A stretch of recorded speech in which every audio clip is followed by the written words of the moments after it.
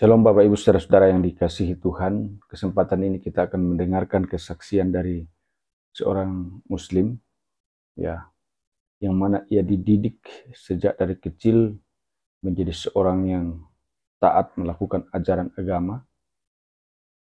Dididik begitu ketat, apalagi orang tuanya, ayahnya adalah seorang pemimpin masjid dan imam masjid, ya, sehingga mau tidak mau dia harus belajar agama secara disiplin.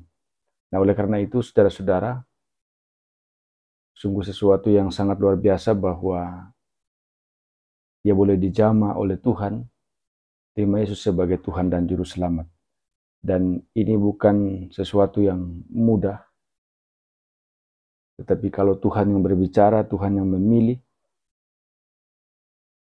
tidak akan ada orang siapapun yang akan menghalangi.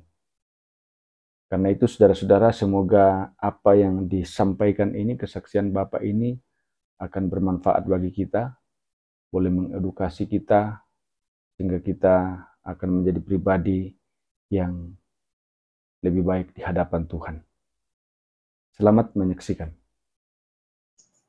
Ya, pertama saya ucapkan Assalamualaikum warahmatullahi wabarakatuh. Ya, salam buat kita semua yang ada di channel ini. Saya memperkenalkan diri. Nama saya Adrudin Ibrahim dan latar belakang saya adalah dari Muslim. Dan keluarga besar saya juga Muslim, dan beliau seorang pemimpin dari masjid, ya, imam, dan saya dibesarkan dari kecil itu dari Muslim yang sangat keras, yang Muslim yang taat, gitu ya, taat. Dan sebelum saya ini menceritakan, karena saya diingatkan oleh satu ayat, ya, di dalam Ibrani pasal 4 ayat 13 yang berbunyi seperti ini, dan tidak ada suatu makhluk pun yang tersembunyi di hadapannya, sebab segala sesuatu telanjang dan terbuka di depan mata Dia yang kepadanya dia harus memberikan pertanggungjawaban. Jadi di sini saya harus terbuka, ya, karena ini pengalaman saya. Karena kalau tidak terbuka, memang ayatnya memang harus terbuka karena telanjang. Dan saya dibesarkan, ya, dari kecil sampai sekolah. Memang sekolah kami karena di kampung, ya. Ya, kami keluarga petani juga, ya, di kampung.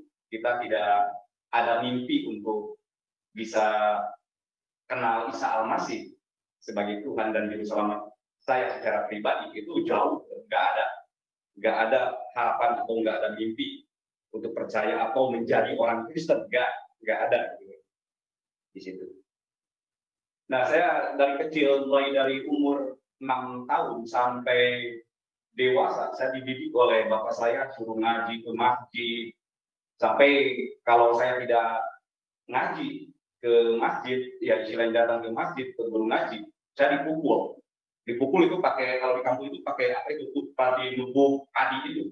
Sampai paha saya itu gempor, gitu, ya, pincang, gitu. Sampai bapak saya ngomong ke ibu, jangan dikasih makan kalau tidak ngaji. Saya mengalami tidak makan seminggu, nggak dikasih, gitu.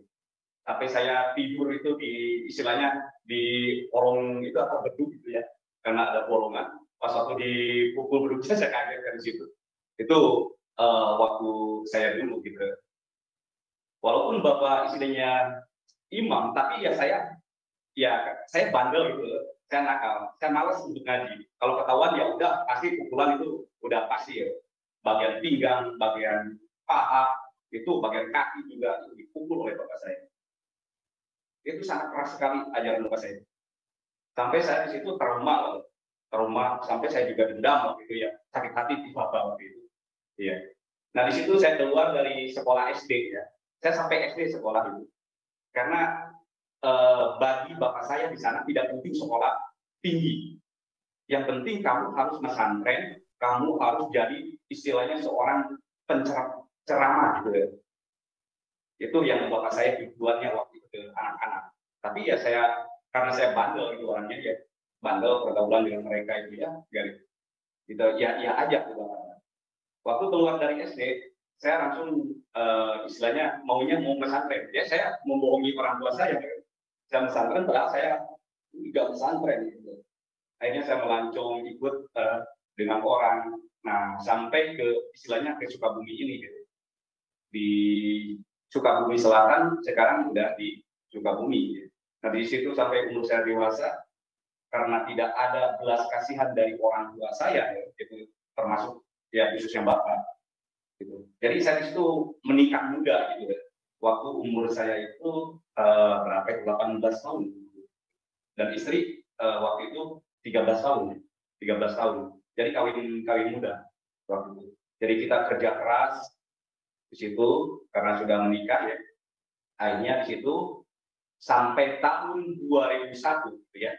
2001 di situ ada seorang dari mahasiswa 3 orang gitu deh. Dia datang ke desa kami karena waktu itu musim kemarau. Nah di situ mereka bikin sumur gitu, sumur bersih. Akhirnya saya juga kaget, dia nginep di rumah kami waktu itu. Dia sharing tentang Isa. Dia nanya, Bapak Muslim ya? Iya. Bapak tahu tentang Isa? Ya tahu. Itu Nabi kata saya. Terus Bapak suka sholat? Ya itu pasti saya sholat itu walaupun malam mentong bahasa Sundanya itu. Saya pasti sholat kata saya dan Jumatan gitu, suka Jumatan. Terus Bapak baca surat Al-Fatihah? Ya itu pasti baca karena kalau tidak baca surat Al-Fatihah itu tidak sah sholatnya. Kalau surat-surat yang lain itu nggak apa-apa, sunnah katanya. Kata saya. Jadi di situ saya apa surat itu Al-Fatihah? Ya itu katanya apa? Itu kan surat Alhamdulillahirabbil alamin. Rahmanir Rahim Maliki Yaumiddin ya kan ayat tersaing surat Mustaqim. Nah, Bapak tahu ayat yang ke-6 kata mereka. Tahu ihdinas siratal mustaqim. Apa artinya? Saya nggak tahu artinya itu. Kata dia, coba ada saya baca terjemahan bahasa Indonesia. Di situ ternyata ihdinas siratal mustaqim itu tunjukilah kami ke jalan yang lurus kata dia. Ya Allah tunjukilah kami ke jalan yang lurus. Dia tanya, siapa itu jalan yang lurus katanya? Nggak tahu katanya. Jadi di situ dia tunjukkan lagi ayat. Bapak pernah baca surat 43 ayat itu kayak 1? Ya pernah, tapi artinya nggak tahu kata saya. Coba Bapak baca, saya baca di situ. Di situ wa inna lillahi wa inna ilaihi raji'un tanpa berdialog Bapak ini ada suatu sakit. Dan artinya kata dia, sesungguhnya Isa itu benar-benar memberikan pengetahuan tentang hari kiamat. Karena itu janganlah kamu ragu-ragu tentang kiamat itu. Ikutilah aku, inilah jalan yang lurus. Siapa itu kata dia itu? Ya Isa. Siapa Isa itu? Ya Nabi kata saya. Jadi seperti itu. Kebetulan waktu itu dia bawa Injil gitu, kita Injil. Saya nggak ini Kristen gitu. Saya takut gitu loh. Ini saya takut ini ya, murtad gitu loh. Sedangkan memang itu musuh bubuyutan gitu loh. Kristen gitu, kafir gitu lah. Itu najis gitu. Gitu. Dia buka di Yohanes itu pasal 14 ayat 6 di situ. Yesus berkata di situ ada 3 jalan katanya. Dia baca di situ. Kata Yesus, "Peranya adalah jalan, kebenaran, dan hidup. Tidak ada seorang pun yang datang kepada Bapa kalau tidak melalui aku." Dan saya tetap nggak percaya. Karena keyakinan saya dididik, walaupun saya bandel, tetap saya kuat di dalam agama gitu. Gitu. Nggak tahu waktu itu ya saya kuat dan saya sangat penafsir sekali. Padahal saya kan nggak tahu apa-apa, tapi saya penafsir gitu. Waktu itu. Bahkan saya pas bilang ke mereka daripada saya masuk Kristen, lebih baik saya mencuri atau apa lakukan itu. Ya seperti itu, saking fanatiknya, saking bencinya kepada orang Kristen waktu itu, tahun 2001. Nah itu dia sering datang ke rumah saya, dia baik orangnya, gitu, membantu gitu. Ya kami bahkan di sekitarnya sangat baik sekali. Bahkan setiap dia datang ke situ, saya saking ya dia suka lah dengan orang itu. Kata saya ke istri, "Mah, kalau ada ini tamu yang nanyain saya bilang aja main ke sana." Padahal saya di kamar gitu, ngumpet langsung tutup pintu kamar, saya kunci. Dan istri pun ikut gitu, bohong gitu. Pas waktu ketuk-ketuk assalamualaikum, ada bapaknya nggak ada, main ke bawah. Akhirnya dia nggak masuk, balik lagi. Jadi setiap ke situ saya nggak suka dengan orang itu. Di situ saya selalu alasan saya tidur atau main. Jadi bilang seperti itu. Jadi lama tahun 2002, 2003 saya ke Bandung waktu itu ya, kerja di Bandung ketemu lagi dengan orang Kristen gitu. Jadi aneh gitu, aneh sekali ya, ketemu dengan orang Kristen lagi. Dan di situ tanya, Bapak Muslim ya? Iya, saya Islam, ini KTP saya, dan ini istri saya KTP-nya ini. Oh iya, Bapak tahu katanya itu jalan yang lurus.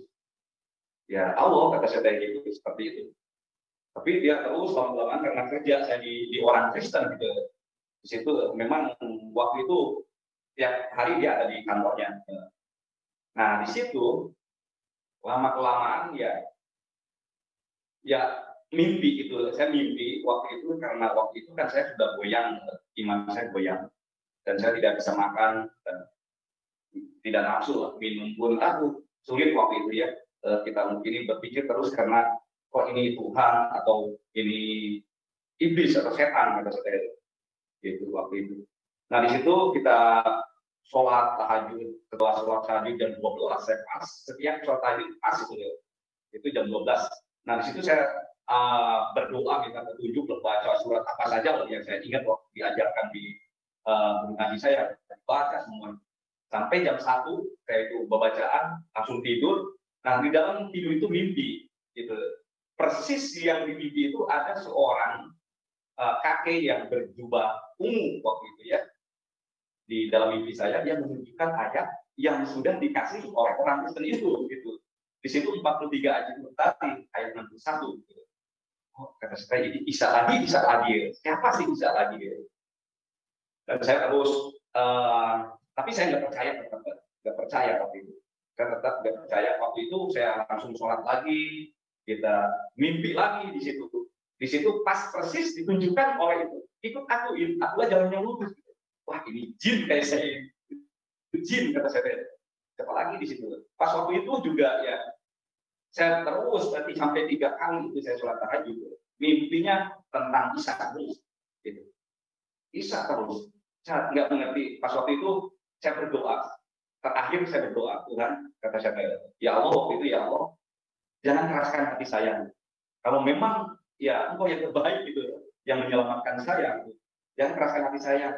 Akhirnya saya berdoa. Nah di situ baru ada istilah terbuka, artinya bilang kalau memang itu Isa sebagai Tuhan dan juru selamat saya, kalau jangan keraskan hati saya, supaya saya bisa menerimanya. Gitu. Nah di situ saya mulai terus saya terbuka sampai saya bisa baca Injil gitu.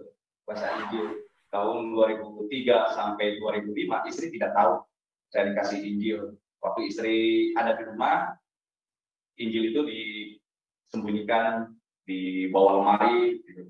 Istri keluar baru saya baca. Jadi itu istri tidur saya baca Injil gitu. Nah selama itu sampai 4 tahun saya membaca Injil, perbandingkan dengan Al-Quran, Injil Al-Quran selama 4 tahun. Istri tidak tahu.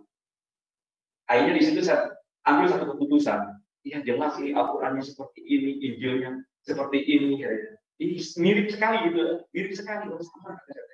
Jangan-jangan ya benar yang dikatakan orang-orang yang beberapa orang ketemu dengan saya mengatakan jangan-jangan benar. Nah di situ langsung saya terus berdoa. Nah pas pertama di situ saya kan punya penyakit MBS tahun 2004 sampai 2006 gitu, salah.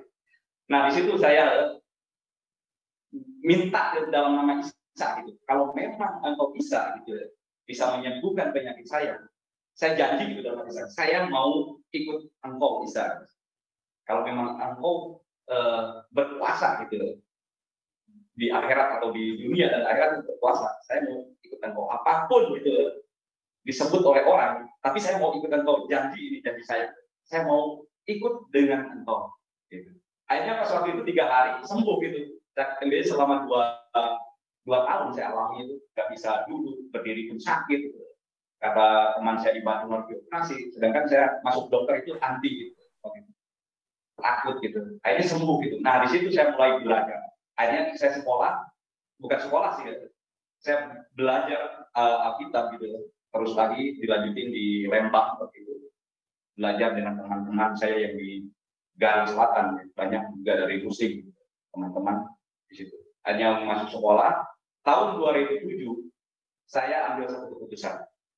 Tahun 2007 saya harus balik lagi ke Sukabumi waktu itu, tahun 2007. Istri kan nolak waktu itu tahun 2007. Kenapa Bapak balik ke Sukabumi? Apa yang dikerjakan di Sukabumi kan susah mencari pekerjaan. Di sini sudah enak kita ada pekerjaan. Tapi nggak tahu pribadi saya nggak sejahtera, sama sekali tidak ada tenang, tidak ada sejahtera. Saya harus balik. Akhirnya sampai bos-bos yang di pekerjaan itu marah ke saya, kamu bodoh, kamu kurang apa di sini. Gitu. Saya bilang, saya nggak tahu, nggak tenang hati saya nggak sejahtera. Oke. Akhirnya di situ saya berdoa malamnya, besoknya akan mau pulang, malam saya berdoa. Di situ ada 2 jalan. Yang pertama jalan ke air terjun, yang kedua itu jalan yang lurus menuju gedung. Dan di gedung itu ada satu kakek lagi. Yang pertama saya mimpi itu berjubah, marilah nak kepadaku. Saya nggak ngerti itu apa setan atau apa gitu, nggak ngerti waktu itu. Dia mari nak ke sini gitu. Dia lambaikan tangan di pintu gedung itu. Pas waktu mau nyampe bangun gitu, mimpi itu. Nah di situ bangun, saya kaget ini sama siapa ini. Akhirnya situ buka, ternyata di Injil itu saya buka di situ, ternyata marilah kepadaku orang yang berhati lesu dan beban berat, aku akan memberi kepada istilah di Injil. Jangan-jangan ini Tuhan gitu. Walaupun saya sudah perbandingan lama, hampir sama belajar itu dan tahu gitu, tetap masih ada keraguan dalam saya untuk istilahnya total untuk menyerahkan hidup saya kepada Isa Al-Masih atau Yesus Kristus. Gitu. Saya tetap hanya sekedar mulut aja percaya gitu. Karena di situ main ayat kita, Injil Al-Quran. Nah setelah saya putuskan di situ saya mau pulang ke Sukabumi. Apapun yang terjadi di Sukabumi, saya pokoknya mau pulang. Saya mau kerja kelas Sukabumi. Akhirnya pulang langsung ke Sukabumi tahun 2007. Tahun 2007 tiba-tiba ya bibir saya ini nggak bisa diam, gitu. Mulut saya nggak bisa diam. Saya selalu berbicara tentang Isa Al-Masih. Saya selalu berbicara tentang Yesus Kristus gitu, tahun 2007 di Sukabumi ini. Gitu. Sampai banyak orang yang mau belajar gitu. Mau belajar kepada Isa Al-Masih melalui Injilnya. Di situ waktu itu ada 26 keluarga mau belajar. Nah, lama-kelamaan minggu ganti minggu, bulan ganti bulan, mereka terus ada satu peguyuban gitu. Di situ ada tokoh agama memanggil saya. Tokoh agama itu. Saya kaget kan. Terus ada 3 pemuda. Waktu itu dipanggil saya jam 12 malam. Waktu itu saya tinggal di mertua saya sama istri. Karena pas waktu balik di Bandung itu rumah saya juga dijual. Pas waktu balik selama 6 tahun di Bandung. Jadi saya balik lagi ke rumah mertua. Nah di situ jam 12 malam saya sudah tidur istilahnya nyenyak. Ada tutup pintu, terus mertua buka pintu, ternyata ada 3 pemuda, 1 RT di situ. Nah di situ saya kaget. Nah ingat tidak, tiba-tiba ada yang ingat ke ini hal-hal asli, hal tentang Injil gitu dalam hati, tapi saya nggak bicara. Gitu. Akhirnya saya langsung mertua, ya gitu. Itu ada memanggil, langsung saya ke luar. Akhirnya udah, saya langsung digerobok gitu oleh 3 pemuda itu, digerobok langsung dibawa ke tokoh agama di rumahnya itu. Nah di situ ada 8 tokoh, ustadz-ustadz atau kiai-kiai, dan juga masyarakat itu hampir 1 desa ada di situ. Teriak-teriak, ini pemimpinnya, ini yang menyesatkan, membawa mereka kepada keristuan, masuk terikat semua. Ini katanya. Saya tenang di situ, tiba-tiba diberi ketenangan, diberi istilahnya keberanian. Saya juga kurang tahu orang aku sama orang teriak gitu. Ini kafir sampai segala macam. Pas nyampe ke rumah tokoh agama itu, ternyata ada 26 keluarga yang mereka belajar gitu dengan kami. Nah di situ ada yang nangis, ada yang minta cerai, gitu, macam di situ. Tapi saya tetap tenang. Nah di situ saya nyata ini Isa itu benar-benar hidup. Yesus itu benar-benar hidup gitu dalam hati saya gitu. Sehingga saya tenang, tidak takut orang teriak. Mereka ditendang, gitu, diludahi. Tapi ke saya pribadi tidak ada satupun yang meludahi atau apalagi menendang, kecuali kata-kata kasar gitu, kotor, kafir segala macam. Tapi mereka ditendang. Nah di situ tanya oleh tokoh agama waktu itu tahun 2007 malam minggu waktu itu. jam 12 sampai jam 2 malam. Saya diinterogasi oleh mereka. Benar Bapak ini bahwa mereka ini keluarga mereka masuk kepada Kristen? Kata saya, Pak, maaf. Tanya aja mereka ini kan bagian. Tanya mereka, saya mau tanya ini ke 26 keluarga, benar nggak? Ini Pak Adudin Ibrahim membawa kalian masuk Kristen? Mereka geleng-geleng kepala, tidak. Nah itu di situ nyata, pertolongan Tuhan itu nyata dan hidup itu waktu itu. Itu terus ditanya lagi, benar Bapak ini percaya Yesus kata tokoh agama? Iya. Kan Bapak orang Muslim, Bapak orang Islam. Iya. Saya orang Islam dari kecil. Kata saya. Terus kenapa Bapak mempelajari Injil? Ya itu hak saya, kata saya. Itu hak saya. Saya tidak ada guru. Saya langsung belajar sendiri, kata saya. Di situ. Apa Bapak usil ke saya, kata itu. Nah di situ gini aja kata Lurah, bahkan ketua MUI juga ada di situ. Gini aja kata Lurah, ya kata kepala desa. Gitu. Tolong katakan Pak Ibrahim dengan jujur ya. Ini Bapak kan masyarakat saya. Kata Lurah dia berdiri langsung, mereka kan yang lainnya itu semua. Tapi Lurah kepala desa itu berdiri. Tolong katakan kalau ada sesuatu kepada Pak Adudin Ibrahim, saya yang bertanggung jawab. Nah, di situ saya catat, Yesus pakai kepala desa di situ untuk membela saya. Akhirnya diam, itu tokoh-tokoh agama, bahkan masyarakat diam, dibentak oleh kepala desa itu. Ini aja saya tanya, Bapak mau kembali lagi ke Islam atau mau ini lanjut menyembah Yesus?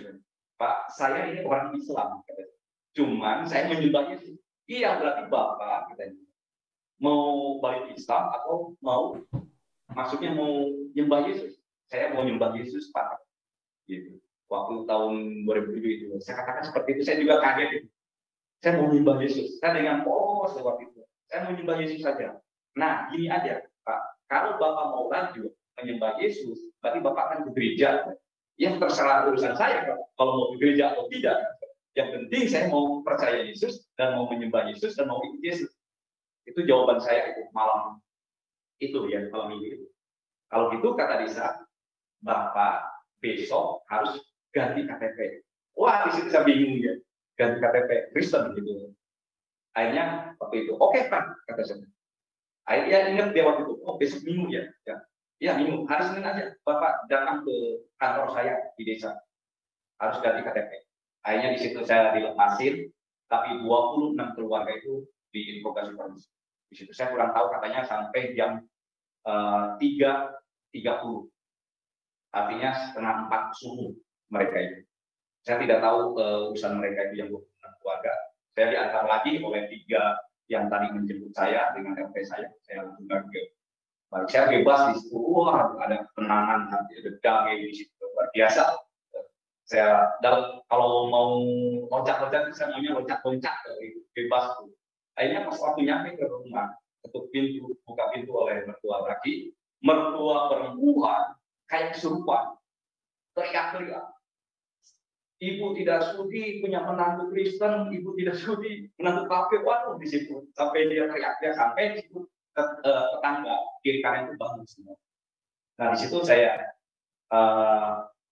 kasih tahu ke istri, Mas, saya mau pergi sekarang. Jangan, kata istri, ini kan masih setengah 4. Nanti aja sebentar lagi jam 5. Enggak, mau sekarang. Jangan, Pak. Karena ini kan jalan di situ ke kota itu hampir 1,5 jam. Tuh, ya istilahnya perjalanan kan hutan lah waktu itu. Masih nggak ada rumah-rumah. Nanti gimana-gimana gitu ya. Khawatir dengan jalan. Oke lah, kalau itu saya langsung masuk kamar. Mertua masih teriak-teriak, saya biarin aja, saya nggak bisa tidur. Udah setengah 5, jam 5 langsung saya pergi sendiri. Saya tinggalkan istri, waktu itu anak 3. Saya tinggalkan anak 3, istri saya tinggalkan. Saya pamit sampai istri saya nangis. Di situ saya tinggalkan. Akhirnya saya pisah dengan istri dan juga 3 anak.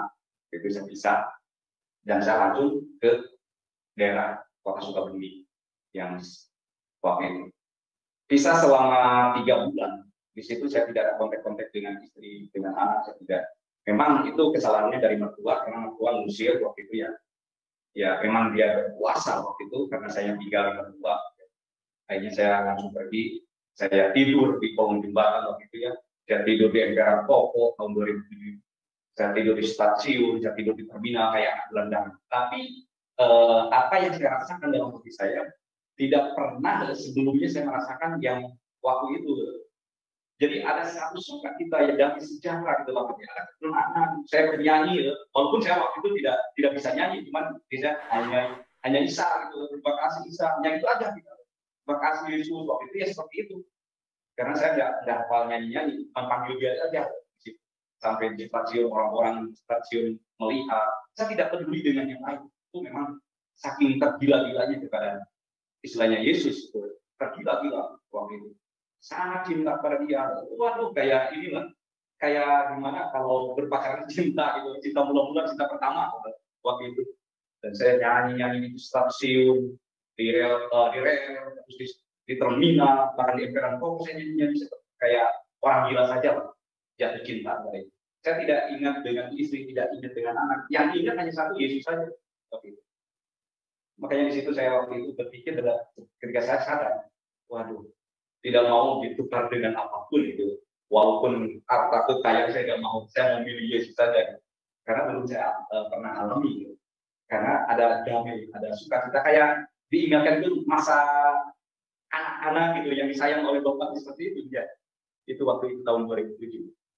Dan situ sudah 3 bulan saya pisah dengan istri dan anak. Istri saya waktu itu ya masih kerja ya di pabrik di garmen. Tapi pas waktu itu saya diingatkan Roh Kudus, saya berdoa. Doanya hanya satu, saya percaya di firman Tuhan, satu orang bertobat maka seisi rumah diselamatkan.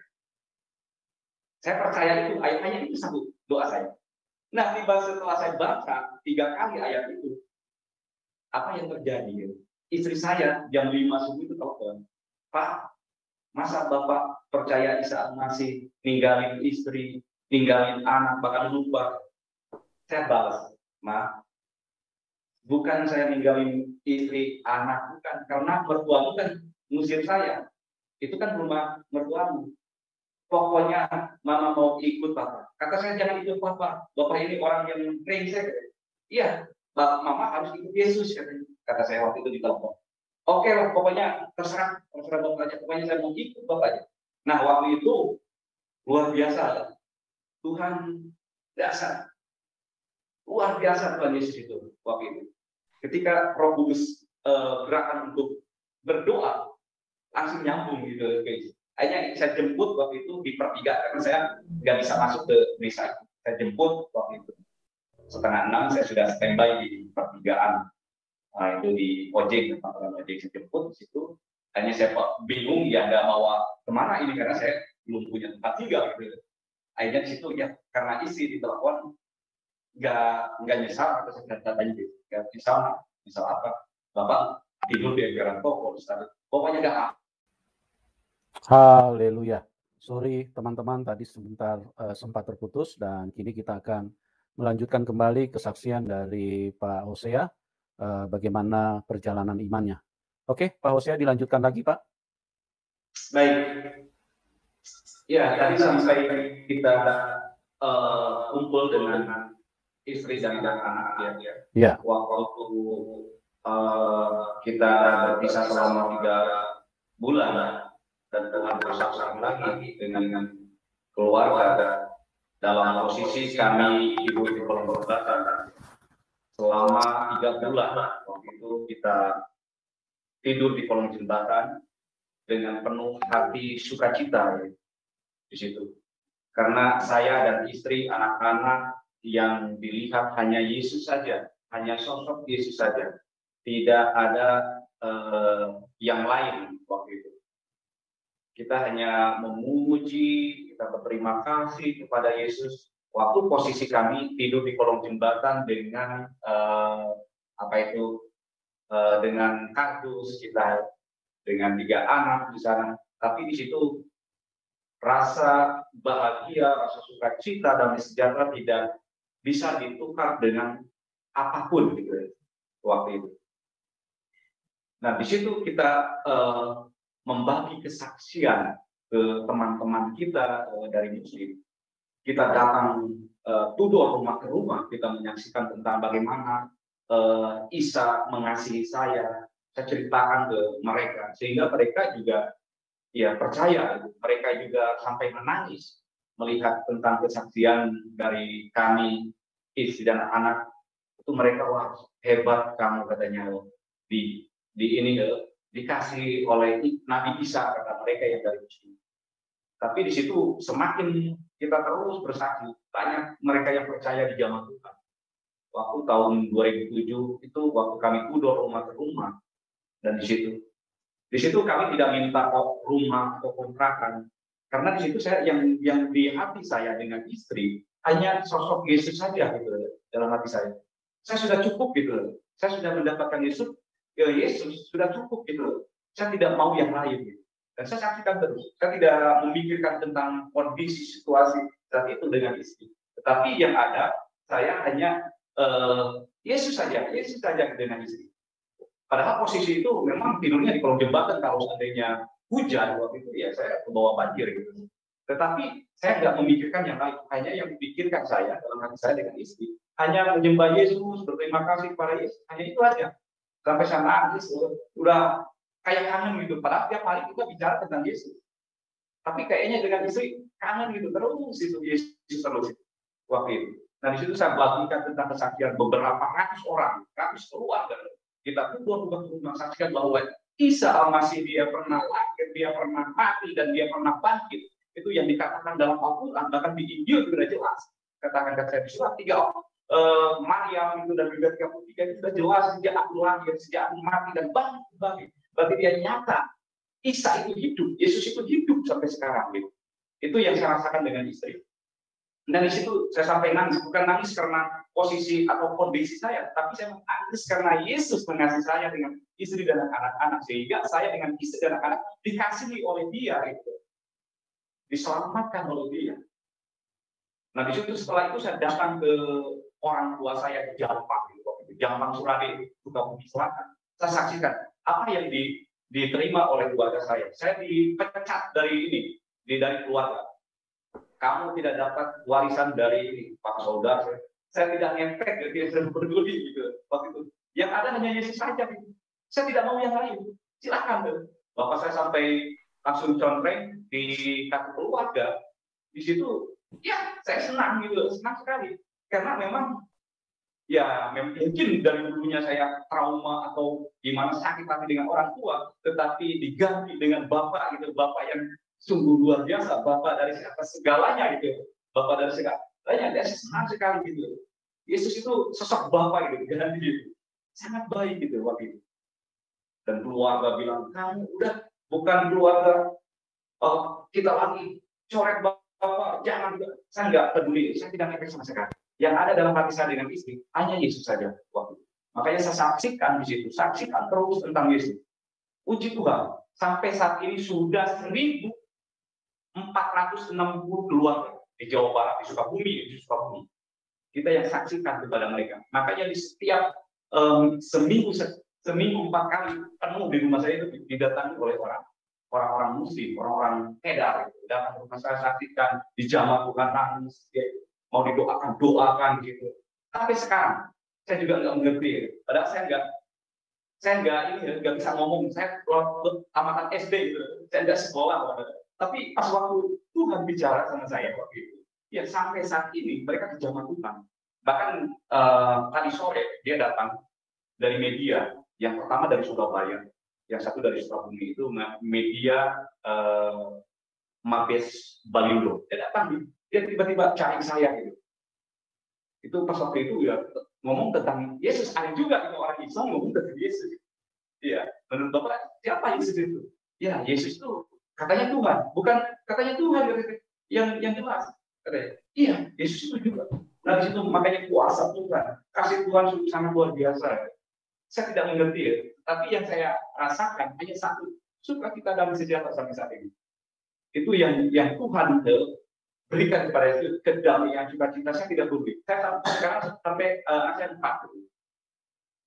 Saya tidak, anak semua itu Tuhan yang istilahnya pikirkan, Tuhan yang pelihara. Saya enggak ini. Karena waktu itu saya sempat berdoa dengan anak. Saya serahkan kepada Yesus. Termasuk saya pribadi dengan istri, saya sujud kepada Yesus. Saya bukan menyerahkan tentang pergumulan, bukan. Saya tidak menyerahkan pergumulan saya kepada Tuhan, bukan. Saya tidak menyerahkan itu, tetapi saya menyerahkan hidup saya kepada Kristus itu. Saya sudah cukup. Hidup saya, istri saya, anak-anak saya serahkan kepada Dia. Jadi saya tidak banyak dari teman-teman saya yang dari Kristen ya ketemu itu dari Kristen dari kecil. Cuman mereka menyerahkannya itu pergumulan, masalah. Padahal bukan itu yang utama, itu hidup. Gitu. Hidup yang perlu diserahkan kepada Yesus. Karena ada satu ayat mengatakan di situ, kamu sudah dibayar lunas gitu. Artinya bukan kalau di Galatia bilang, namun aku hidup, bukan aku lagi yang hidup, melainkan Kristus yang hidup. Ketika kita benar-benar hidup, kita menyerahkan kepada Yesus itu, mati bagi Yesus. Makanya hidup adalah Kristus, mati adalah keuntungan. Itu yang saya rasakan sampai saat ini. Makanya saya tidak takut banyak kiai-kiai dari sini juga, bahkan MUI. Saya ceritakan tentang Yesus. Ini Yesus saya yang alami gitu. Saya tidak peduli mereka mau bilang apa. Saya yang sampaikan Yesus. Makanya di daerah sini, daerah Sukabumi gitu, mulai dari tahun 20 sampai sekarang ini banyak obat-obat baru dari Muslim dari daerah. Sampai ratusan orang yang baru yang saya jumpai. Bahkan saya menyaksikan ketemu dengan beberapa teman-teman gitu setiap hari. Ya seperti itu. Mereka pas ketemu dengan ini ngomong Yesus, ketemu ngomong Yesus. Saya juga aneh gitu. Bahkan ada dari DKM Masjid, dia lumpuh selama 6 bulan. Ketemu waktu itu Tuhan bawa saya ke tempatnya. Sakit apa? Saya lumpuh, Pak, katanya 6 bulan. Bapak mau sembuh?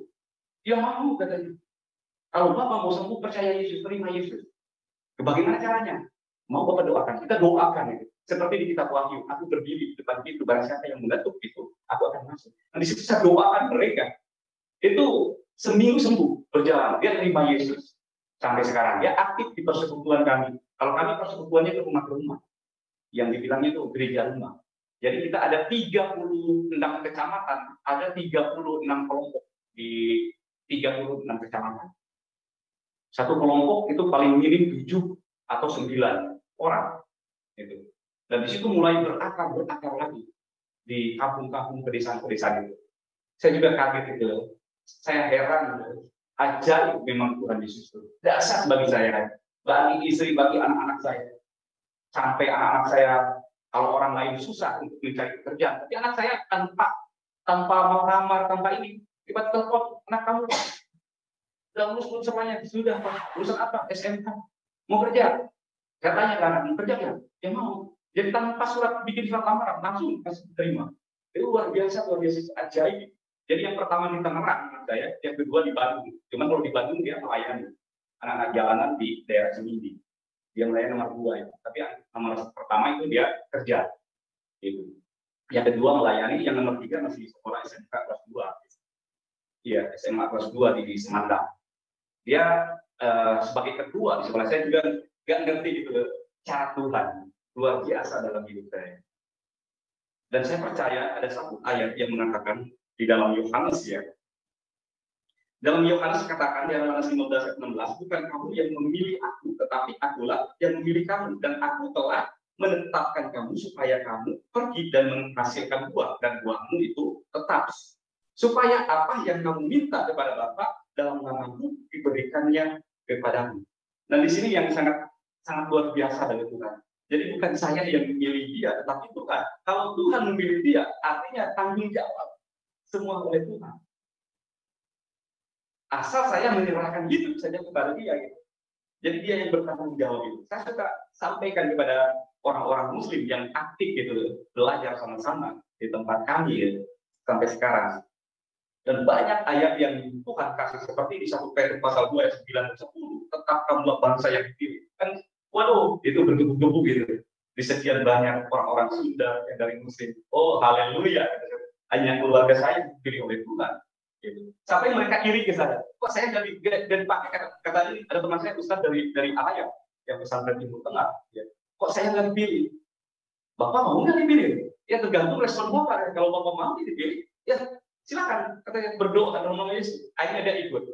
Jadi seperti itu. Jadi simpel. Kita bukan menginjil, tapi memberi kesaksian kepada mereka apa yang saya alami sampai saat ini. Makanya sudah ratusan bahkan ribuan orang Muslim di Sunda ini.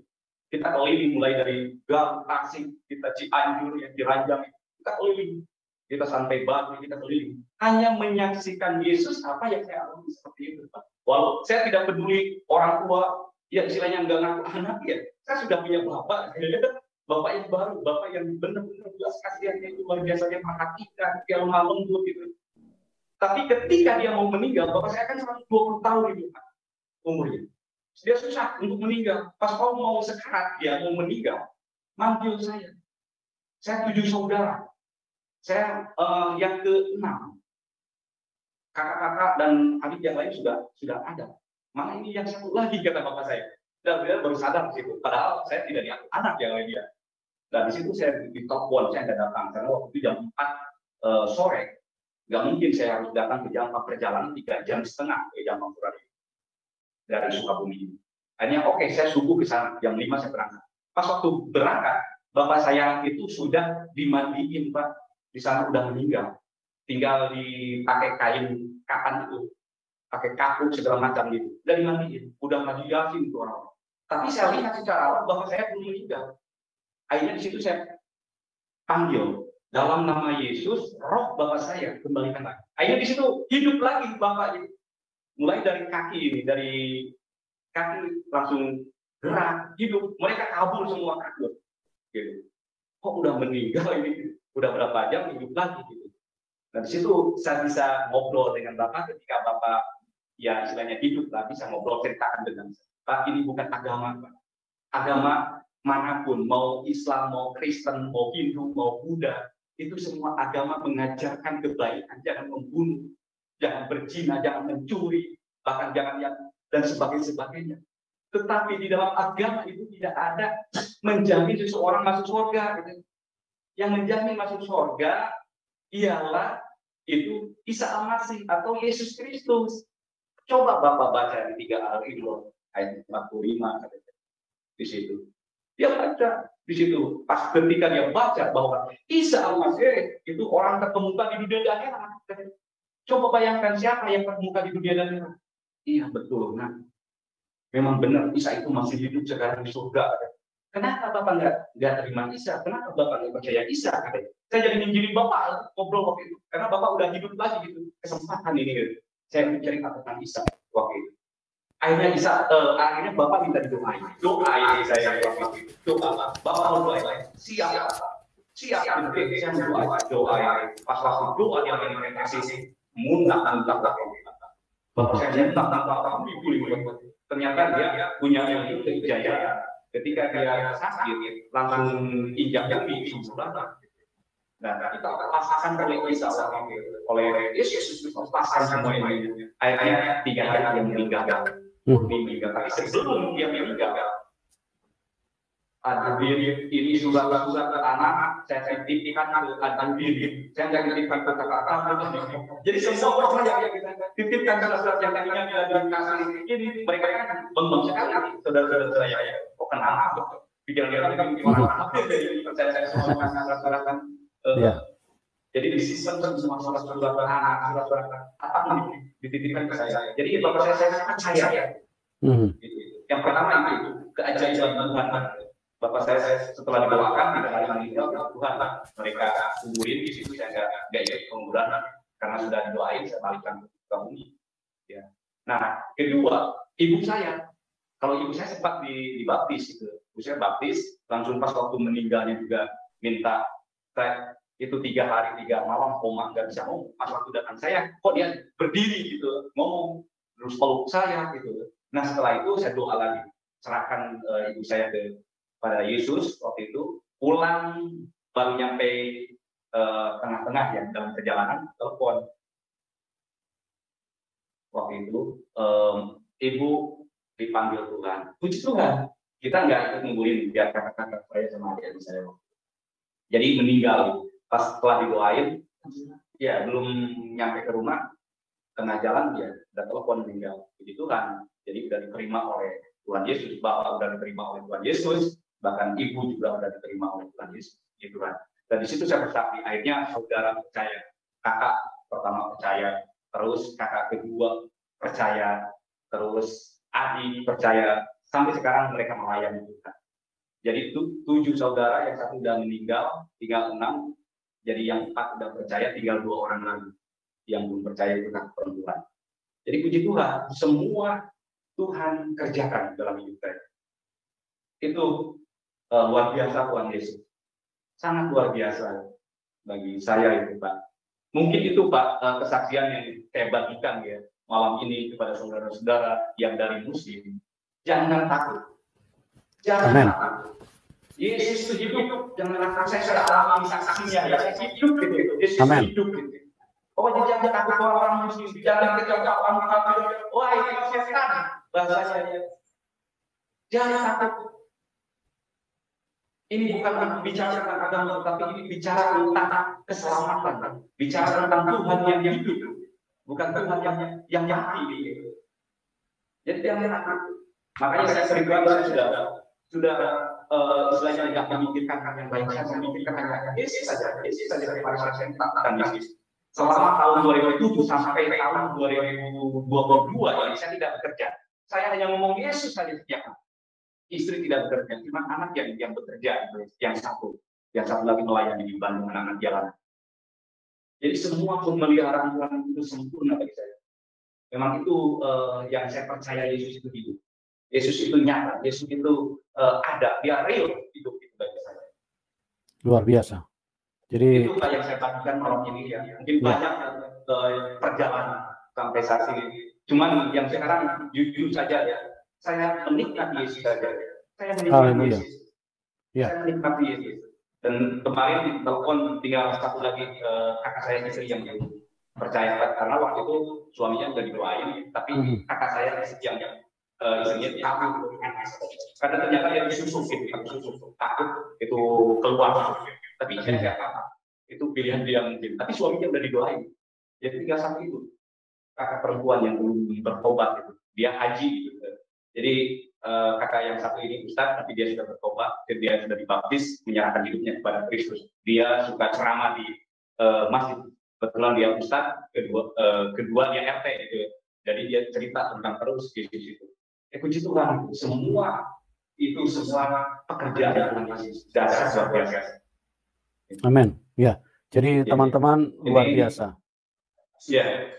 Ya, banyak kepada saudara-saudara yang dari Muslim, siapapun mereka, agamanya siapapun mereka punya. Yang jelas hanya Yesus Tuhan, hanya Yesus yang hidup, yang real sampai saat ini. Yang lain bohongan, yang lain itu palsu. Hanya Yesus saja. Tuhan yang asli. Jadi kalau tidak percaya Yesus, tidak menurut Yesus, ya jadi pilihannya. Di 19 Maret ayat 71, di situ satu pemberian mereka masuk neraka yang sudah ditetapkan oleh Allah. Jadi maaf saja. Kalau kalian saudara tidak percaya Yesus, tidak Yesus, ya itu bagian yang mana? Sungguh luar biasa saudara-saudara kesaksian Bapak ini, semoga bermanfaat. Ada banyak pelajaran-pelajaran rohani yang kita bisa petik di sana, supaya membuat kita juga semakin semangat, semakin bertumbuh di dalam iman kepada Yesus Kristus. Jangan lupa terus dukung channel ini saudara-saudara dengan cara like, subscribe, dan share, supaya saudara terus mendapat notifikasi video-video terbaru dari saya, dan terlebih channel ini akan terus berkembang ke depan dan menjadi saluran berkat bagi banyak orang. Tuhan Yesus memberkati.